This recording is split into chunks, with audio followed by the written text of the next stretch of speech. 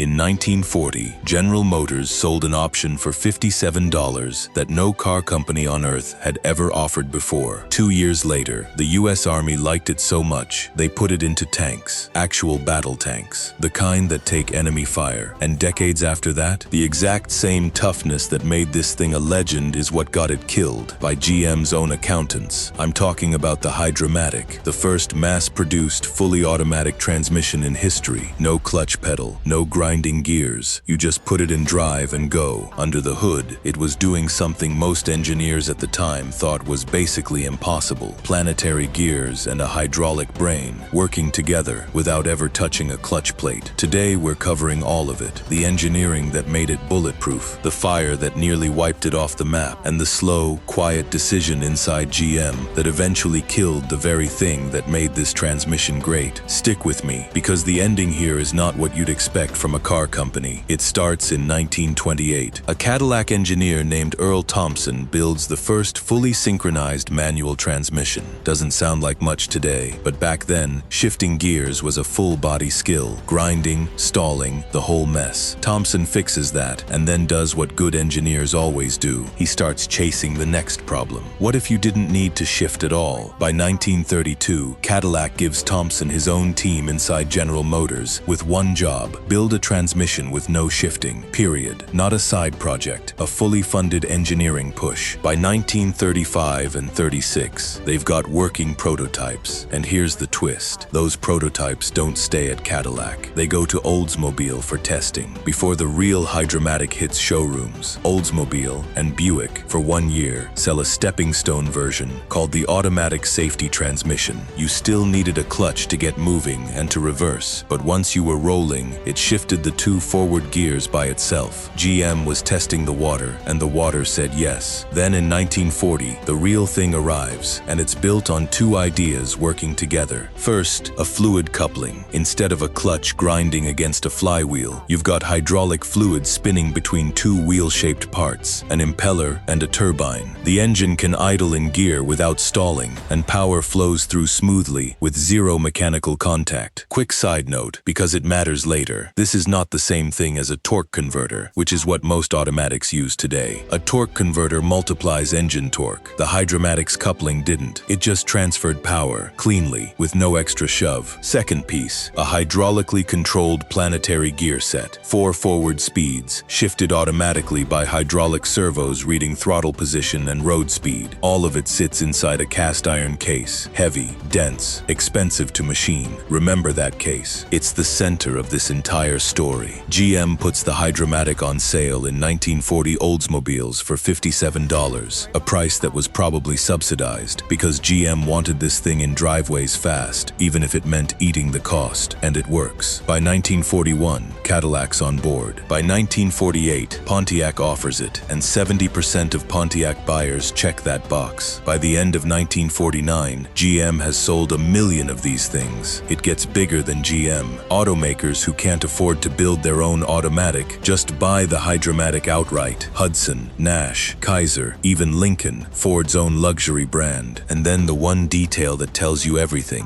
In 1952, Rolls-Royce licenses the Hydramatic and builds their own version for Rolls-Royce and Bentley cars, all the way through the late 1960s. Sit with that for a second. Rolls-Royce, the company whose entire reputation is built on hand-finished mechanical perfection, looked at an American automatic transmission and said, "This is good enough for us." So why did this thing earn that kind of trust? Come back to the iron case. Cast iron soaks up heat and manages it well, which matters a lot in a transmission constantly dealing with friction and hydraulic pressure. It acts like a thermal buffer. The fluid coupling helps too. No clutch plate means no clutch wear. As long as the fluid gets maintained, that coupling can outlast the car around it. And the planetary gears spread the load across several gears at once, instead of one single point of contact, which is exactly why you still see planetary designs in heavy industrial equipment today. It wasn't flawless. As the seals aged, the 2-3 upshift could get rough, sometimes a flare where engine revs spike, sometimes a tie-up where it's briefly caught in 2 gears at once. Cold mornings made it worse. GM cleaned most of this up with a redesign in 1956. But the core of it, the iron case, the gears, the coupling, just kept working year after year. August 12, 1953, 3:45 in the afternoon. A welder's torch sets off a pan of flammable solvent at GM's transmission plant in Livonia, Michigan. Workers grab hand extinguishers. For a minute, they think they've got it. Then, the extinguishers run dry. The fire tears through 1.5 million square feet of factory floor. By the time it's out, the plant is gone. At the time,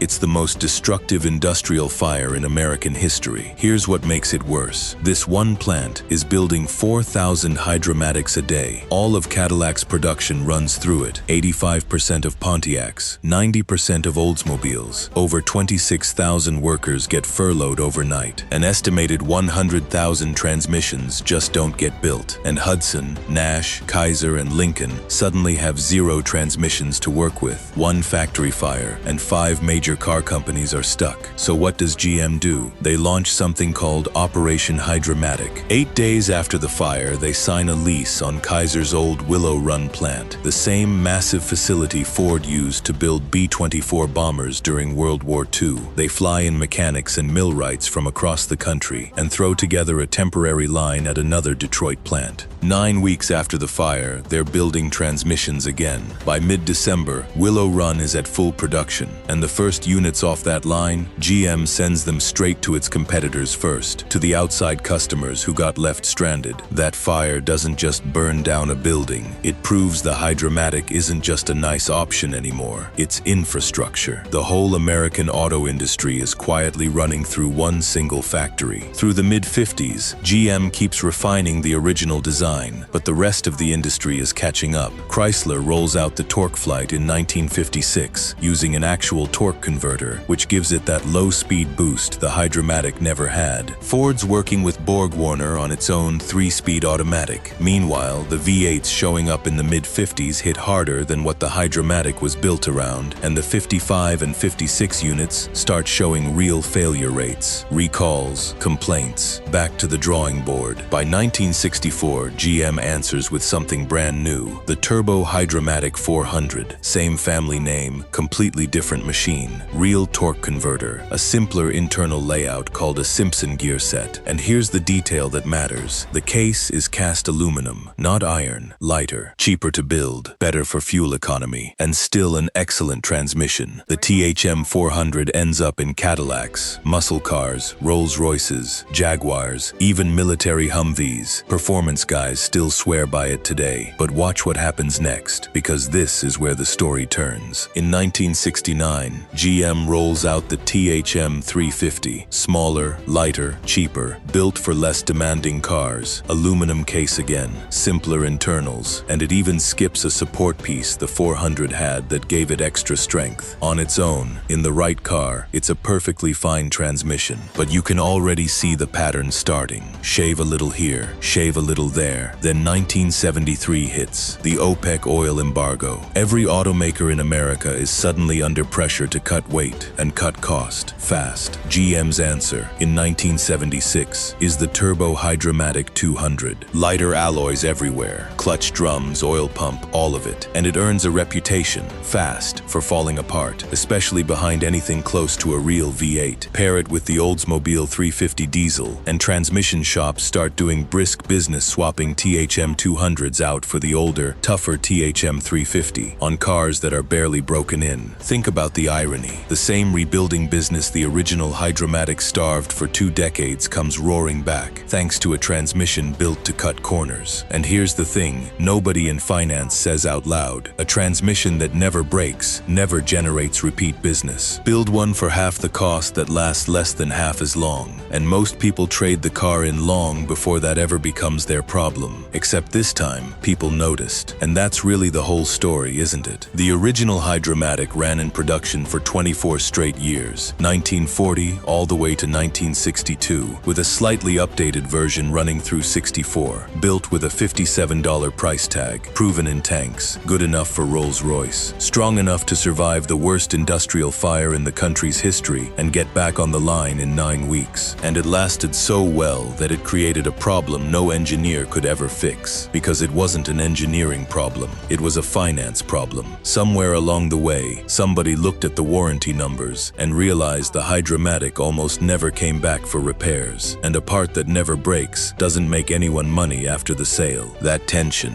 durability as the whole selling point versus durability as a threat to future profit, never really goes away. It's why you can still find 1950s Cadillacs and Oldsmobiles at car shows today, running their original Hydramatics decades later, while a transmission built 20 years afterward couldn't survive its own warranty period. So if you've got an old Hydramatic car in the garage, or you've driven one, drop a comment and tell me what it felt like behind the wheel. And if you're into stories like this, the engineering buried inside old iron that nobody talks about anymore, hit subscribe. This is exactly what Engine Edge is here for.